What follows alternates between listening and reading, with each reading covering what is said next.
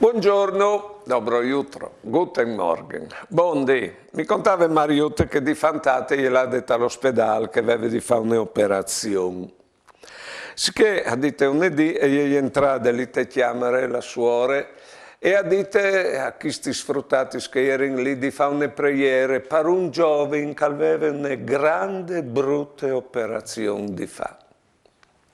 Sicché è pregato, però Mariutte era stata impressionata e non ha pregato nome lì, ha pregato anche dopo operate. E dopo operate è venuto da chiesa e ha continuato a pregare, perché il giovane che non conosceva, poi ben guarito ben e attaccato a tornare agli allenamenti che giocava a pallavolo, sicché dopo un tratto di tempo e cambia l'allenatore.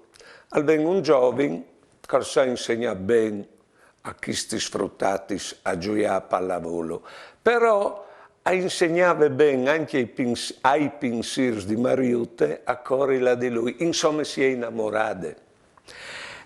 E dopo è sposato quel bravo giovane lì.